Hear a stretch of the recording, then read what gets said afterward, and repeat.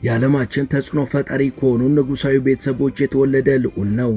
በወግ በማዕረግ አድጎ ትምህርት ቀስሞ ከዛም በሥነ ምግባር ይታነጽ ዘንድ የጦር ትምህርት ቤት ገብቶ እየተማረ ነበር። ነገ ላይ ሀገርን የሚጠቅም ሀገርን የሚያኮራ ይሆናል በሚል ተስፋ።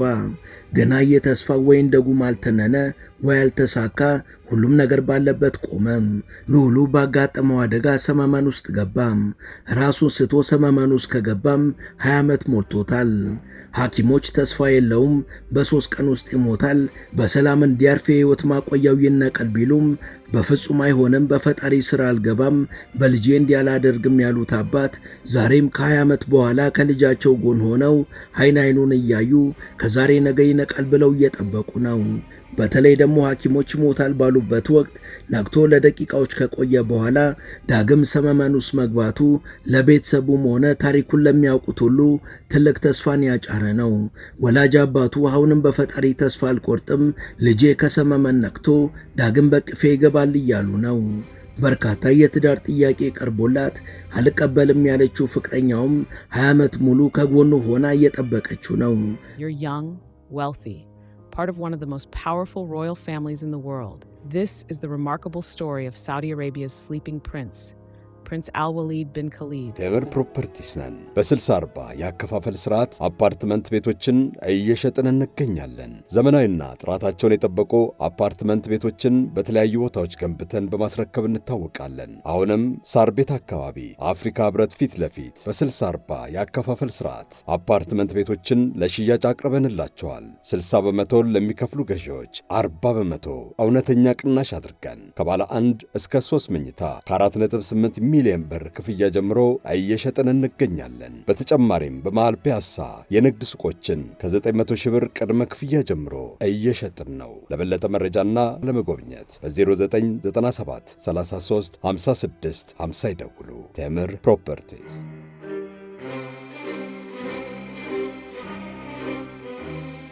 ሰላም በመላው ዓለም የምትገኙ ውድ የመሿለኪያ ቤተሰቦች፣ በዛሬው መሰናዷችን ለ20 ዓመታት ራሱን ስቶ ሰመመን ውስጥ ስለሚገኘውና በርካታ የዓለም ሕዝብ እንደየእምነቱ እየጸለየለት ስላለው ልዑል እናወጋችኋለን።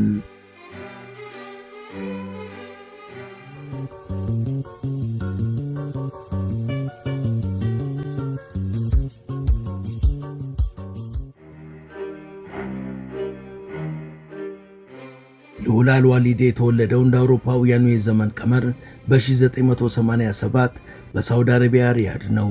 የዘር ሐረጉ የሀገሪቱ አስተዳዳሪ ከሆኑ የንጉሳዊ ቤተሰቦች ይመዘዛል። የቤተሰብ ከዓለማችን ከበርቴና ተጽዕኖ ፈጣሪ ቤተሰቦች ተርታ ስሙ ቀድሞ የሚጠቀስ ነው። በተለይ በሀብት መጠኑ የዓለም ቁንጮ ነው። የቤተሰብ የዓለም ታላላቅ እውነቶችን ስፖንሰር ያደርጋል።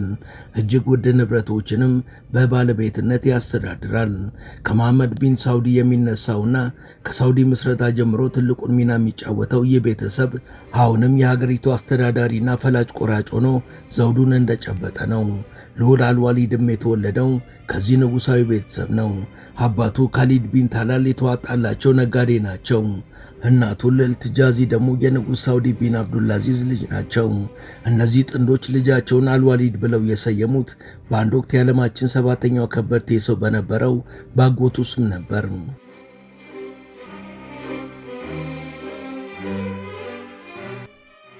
የትንሹ ልዑል አስተዳደግም እንደ ሌሎቹ የአረብ የንጉሥ ልጆች ነው። የንጉሳውያን ልጅ እንደመሆኑ በዓለም ላይ ጥቂቶች ያገኙትን የቅንጦት ሕይወትን ታድሏል። በታዳጊነቱ ለስፖርት የተለየ ፍቅር የነበረው ሲሆን ለካራቴ ደግሞ ልቡ ያደላ ነበር። አልዋሊድ ገና በ4 ዓመቱ 2 ጥቁር ቀበቶዎችም ነበሩት። ዕድሜው እያደገ ሲመጣ ደግሞ ፈረስ መጋለብና መኪና መንዳት ያዘወትር ነበር። አልዋሊድ 16 ዓመት ሲሞላው አባቱ ልጃቸው ይህን ወታደራዊ ሥልጠና እንዲወስድ ያደረጉት በቀጣይ ለሚጠብቁት ታላላቅ ሀገራዊ ኃላፊነቶች ውጤታማ እንዲሆን የሚያስችለውን ዲሲፕሊን እንዲቀምስላቸው ነበር። እንዲህ አይነት ወታደራዊ ስልጠናዎች ደግሞ ሰዎችን ኃላፊነት እንዲሰማቸው፣ በራሳቸው እንዲተማመኑና ጫናን እንዲቋቋሙ ያደርጋል። የካሊድ ቢን ታላል ምኞትና ተስፋም ልጃቸው በዚህ የጦር ትምህርት ቤት ስልጠና ተሞርዶ ዘመኑን የዋጀ እውቀት ደግሞ ከዩኒቨርሲቲዎች ቀስሞ ቀጣዩ የሳውዲ መሪ ሆኖ ቤተሰቡንና ሀገሩን እንዲያስጠራላቸው ነበር። ግና ሕይወት ግን ለሱ የደገሰችለት ይህን አልነበረም።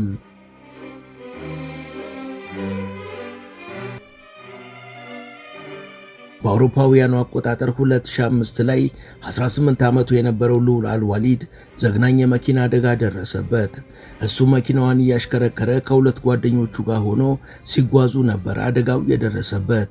አደጋውን ተከትሎ ትንሹ ልዑል በደረሰበት ከባድ ጉዳት ሳቢያ ራሱን ሳተም። የሚገርመው ልዑሉ ይህ የመኪና አደጋ በደረሰበት ቀን አባቱ አስቀድመው አንዳች መጥፎ ነገር ተሰምቷቸው ነበር። በዛች የተረገመ ቀን ውድ ልጃቸው ከቤት ባይወጣ ምርጫቸው ነበር። ነገር ግን የ18 ዓመቱ ልዑልና ሁለቱ ጓደኞቹ ለመዝናናት ይወጡ ዘንድ እንዲፈቅዱላቸው ከጨቀጨቋቸው በኋላ ነበር ውስጣቸው ፍርሃት እየተሰማውን ቢሆን ፍቃዳቸውን የሰጧቸው።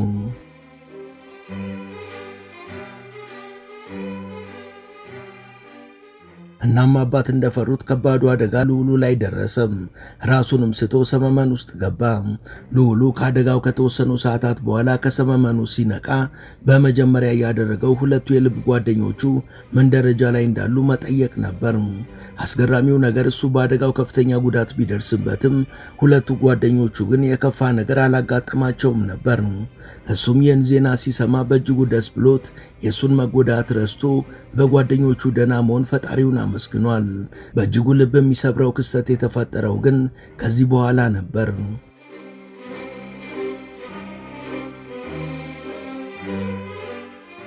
ከአደጋው ሰመመን ነቅቶ የጓደኞቹን ደህና መሆንም ሰምቶ ፈጣሪውን ያመሰገነው ልዑሉ ከዚህ ቅስበት በኋላ ግን ብዙም ሳይቆይ በድጋሚ ራሱን ስቶ ሰመመን ውስጥ ገባ።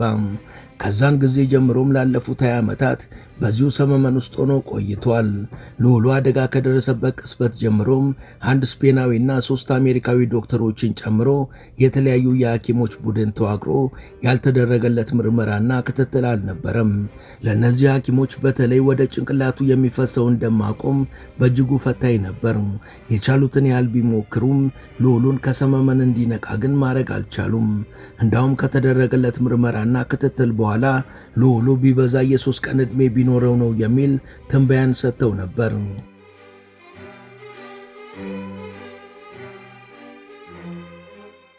ልዑሉን በሕይወት እንዲቆይ እገዛ የሚሰጠውን ማሽን እንዲነቀልና ለአንዴና ለመጨረሻ ጊዜ እንዲያሸልብም ለቤተሰቦቹ ሐሳባቸውን አቅርበው ነበር። የሐኪሞቹ ሐሳብ ልዑሉ የመዳን ተስፋ ስለሌለው ቤተሰቦቹ ማሽኑ እንዲጠፋ እንዲስማሙና ወደ ሞት እንዲሸኝ እንዲወስኑ ነበር። ይህንን ውሳኔ ማሳለፍ ግን ለአባቱ ፈጽሞ ቀላል አልሆነም። በወቅቱ አባቱን የማኖኜ ነው የእሱ ሕይወት ላይ የምወስነው ሲሉ የሐኪሞቹን ጥያቄ በጥያቄ መልሰዋል። አባቱ አክለውም ፈጣሪ የልጄን ሕይወት መውሰድ ቢፈልግ ኖሮ በአደጋው እንዲሞት ማድረግ ይችል ነበር። እስካሁን በዚህ ሁሉ ተአምር ውስጥ ያቆየው ፈጣሪ ማዳንና ሁሉን ነገር ወደ ቦታው መመለስም ይቻለዋል በማለት ልባዊ የአባትነት ፍቅርና የእምነት ጽናትን የሚመሰክር መልስ ሰጥቷቸዋል።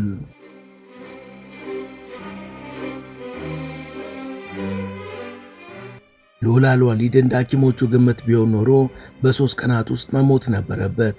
ነገር ግን ከሰመመኑ መንቃት ባይቻለውም ነፍሱ ግን እስካሁን መቆየት ችላለች።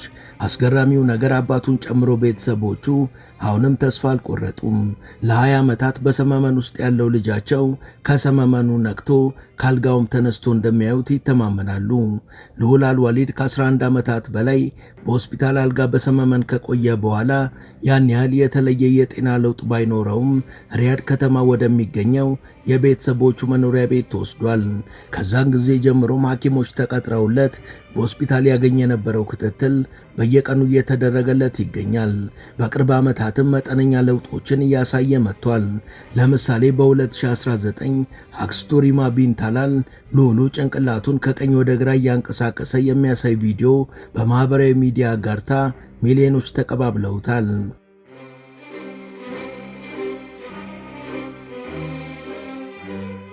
ይህ ቪዲዮ የልዑሉን ታሪክ ሰምተውና አዝነው የመዳኑን ዜና ለሚጠብቁት ሁሉ ትልቅ ተስፋን ያጫረ ቪዲዮ ነበር። ይህ ቪዲዮ ከተለቀቀ ከ1 ዓመት በኋላ በ2020 ደግሞ ጣቶቹን ሲያንቀሳቅስ የሚያሳይ ሌላ ቪዲዮ ተለቆ ነበር። ልዑሉ ከነዚህ ተስፋ ሰጪ ምልክቶች ውጪ ከሰመመኑ ጨርሶ መንቃት ባይችልም በ18 ዓመቱ የተኛበት አልጋ ላይ 20 ዓመት ያስቆጠረ ሲሆን ፊቱና መላው ሰውነቱ ገጽታ ላይ የእድሜው መጨመር እንዲሁም ደግሞ የክብደቱ መጨመር ይታያል። ዶክተሮች ተስፋ የለውም፣ ሕይወቱ ይቋረጥ ሲሉ በፈጣሪ ስራ አልገባም፣ ፈጣሪ ጨርሶ ሊያድነው ይችላል ብለው ሕይወቱ እንዳይቋጭና ዛሬም በሕይወት እንዲኖር ጥረት እያደረጉ ያሉት አባቱ ካሊድ ቢን ታላል አድናቆት ተችሯቸዋል።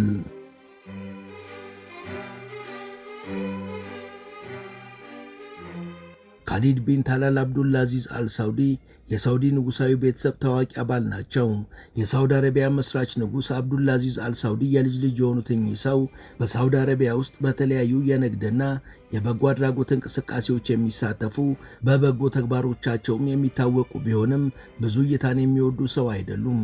ካሊድ ቢን ታላል ባለፉት 20 ዓመታት በልጃቸው ሕክምናና እንክብካቤ ላይ ያተኮሩ ሲሆን ይህም በሕዝብ ዘንድ የታማኝነትና የፍቅር እንዲሁም የተስፋ አባት ተምሳሌት ተደርገው እንዲቆጠሩ አድርጓል። የግል ሕይወታቸውን በጸጥታ መምራት የሚወዱት ካሊድ ቢን ታላል በንጉሳዊ ቤተሰብ ውስጥ ያላቸውን ቦታ በመጠቀም በተለያዩ ማህበረሰባዊ እንቅስቃሴዎች ላይ የሚሳተፉ ሲሆን እነዚህ እንቅስቃሴዎቻቸው ግን ይፋ እንዲሆኑ ወይም እንዲነገርላቸው አይፈልጉም።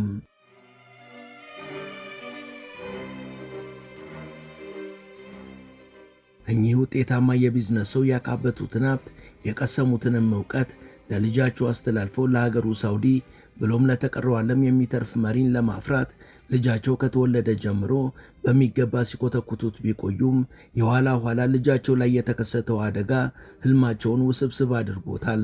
በእርግጥ እሳቸው አሁንም ልጃቸው እንደሚድንላቸው ባለሙሉ ተስፋ ናቸው። ይህንን ተስፋ የሚያጠናክርላቸው ደግሞ አንድ ተአምራዊ ታሪክ አለ።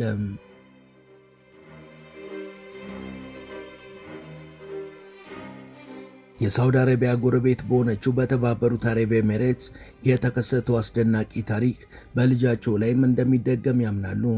የኤሚሬትሱ ታሪክ በእርግጥም የሰው ልጅ በፈጣሪ ተስፋ እንዳይቆርጥ የሚያደርግ ነው።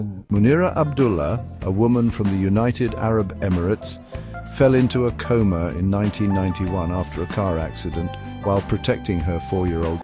በኤሚሬትስ ሙኒራ አብዱላ የተባለች ሴት ልክ እንደ ልዑል አልዋሊድ ሁሉ ለረጅም ዓመታት በሰመመን ውስጥ ቆይታ ነበር። የሚገርመው ሙኒራንም የሆስፒታል አልጋ ላይ እንድትከርም ያደረጋት በተመሳሳይ የመኪና አደጋ ነበር። አንድ የትምህርት ቤት ባስ እያሽከረከረችው የነበረውን መኪና ገጭቶ ነው ከፍተኛ ጉዳት ያደረሰባት። በአደጋው ወቅት አብሯት የነበረው የ4 ዓመት ልጇ ምንም ጉዳት ባይደርስበትም እሷ ግን በሆስፒታል ላይ 27 ዓመታት ራሷን ስታ በሞትና በሕይወት መካከል ቆይታለች። ሐኪሞች ታዲያ ልክ ለልዑሉ እንዳሉት የእሷ ነገር አብቅቷል፣ ጥቂት ቀናት ብትሰነብት ነው ብለው ተንብየው ነበር።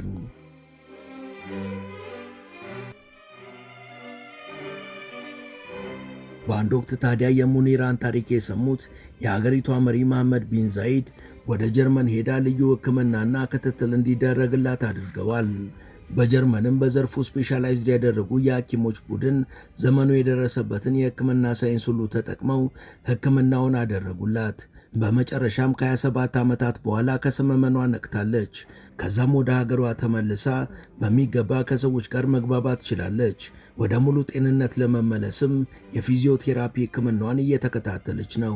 ይህ ታሪክ ደግሞ ለልዑል አልዋሊድ ቤተሰቦች ትልቅ የተስፋ ምንጭ ሆኖ ተአምሩ በልጃቸው ላይ እንዲደገም ነው ጸሎታቸው።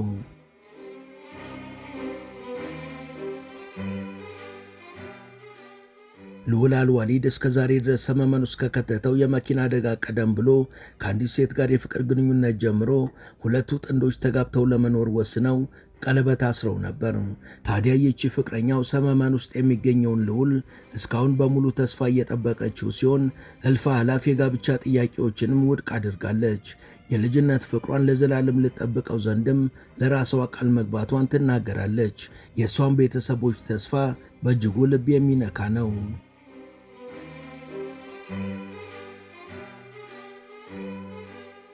የልዑል አልዋሊድ ጉዳይ ከግል የቤተሰብ አሳዛኝ ታሪክነት አልፎ ሰፊ የሕክምና የሥነ ምግባርና የገንዘብ ነክ ጥያቄዎችን ማስነሳቱ አልቀረም።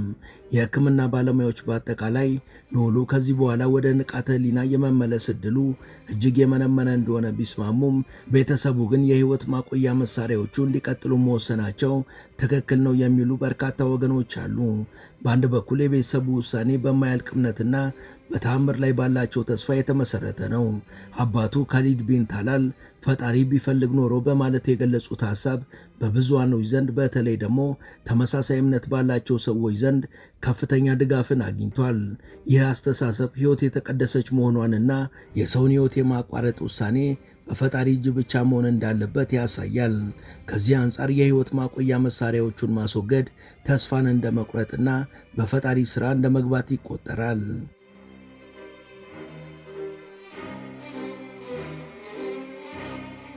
በሌላ በኩል የሕክምናው ማህበረሰብና አንዳንድ ተቺዎች አንድ ሰው ወደ ንቃተ ህሊና የመመለስ ተስፋ ከሌለውና ሕይወቱ ሙሉ በሙሉ በመሳሪያዎች ላይ የተመሰረተ ከሆነ የሕይወትን ጥራት ከባዮሎጂ ህልውና በላይ ማስቀደሙ አስፈላጊ መሆኑን ይሞግታሉ።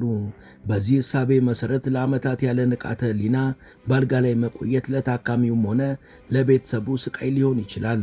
በተጨማሪም እንዲህ አይነቱ የረጅም ጊዜ ክትትል ከፍተኛ የሕክምና ሀብትን የሚጠይቅ ሲሆን ይህ ሀብት ሌሎች የመዳን ተስፋ ያላቸውን ታካሚዎች ለማከም ሊውል ይችል እንደነበርም ይከራከራሉ።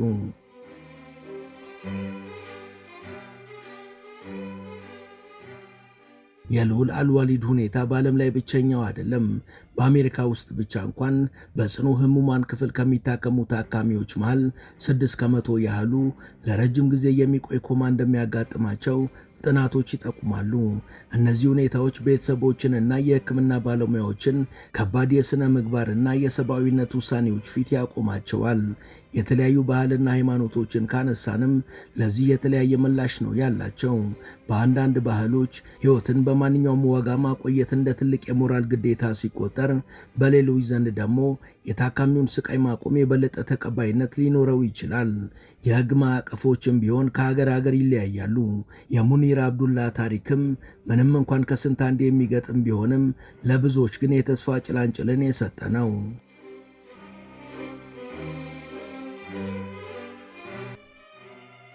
የሕክምና ባለሙያዎች እንዲህ ያሉ ጉዳዮች እጅግ በጣም ጥቂት መሆናቸውንና በአብዛኞቹ የረጅም ጊዜ የንቃተ ህሊና ማጣት ላይ ተአምራዊ መዳን እንደማይጠበቅ ይገልጻሉ።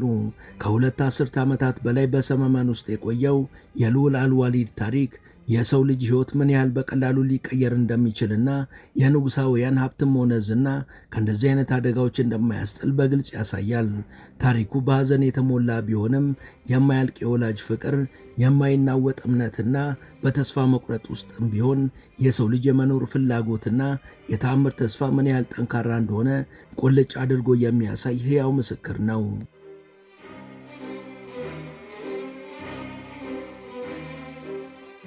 የቤተሰቡ ጽናት በተለይም የአባቱ የካሊድ ቢን ታላል በፈጣሪ ላይ ያላቸው እምነትና ልጃቸው አንድ ቀን እንደሚድን ያላቸው ተስፋ በዓለም ዙሪያ ብዙዎችን አነጋግሯል። የጮኛው ታማኝነትና ለዓመታት የዘለቀ ጥበቃ ደግሞ የፍቅርን ጥልቀትና አያልነት ያሳያል። ይህ ታሪክ ከግለሰብና ከቤተሰብ አልፎ ስለ ሕይወት ትርጉም፣ ስለ ሞት፣ ስለ እምነትና ስለ ሳይንስ ግጭትና መስተጋብር እንዲሁም ስለ ሕክምና ስነ ምግባር ጥልቅ ጥያቄዎችን እንድናነሳ ያስገድደናል። በመላው ዓለም ታሪኩን የሰሙ ሁሉ ግን ልዑሉ ከሰመመኑ ይነቃ ወደ ቀደመ ጤናው የሚመለስ ዘንድ በየእምነታቸው እየጸለዩለት ነው። ማን ያውቃል አንድ ቀን አባታቸው እንደ እምነታቸውና ጸሎታቸውን ምላሽ አግኝቶ ልዑል አልዋሊድ ከሰመመኑ ነቅቶ ከናፈቁት ቤተሰቦቹ ጋር ይቀላቀል ይሆናል።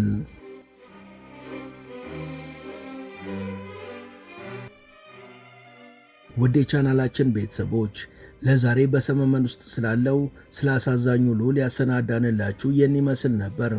እስከ ዝግጅታችን ፍጻሜ አብራችሁን ስለቆያችሁ ከልብ እናመሰግናለን። በቀጣይ ቢሰሩ የምትሏቸውን ርዕሰ ጉዳዮች ብትጠቁሙን ደስ ብሎን እንቀበላለን። ቻናላችንን ሰብስክራይብ እና ላይክ ማድረግ አትርሱ እያልን ለዛሬ በዚሁ ተሰናበትን። መልካም ጊዜ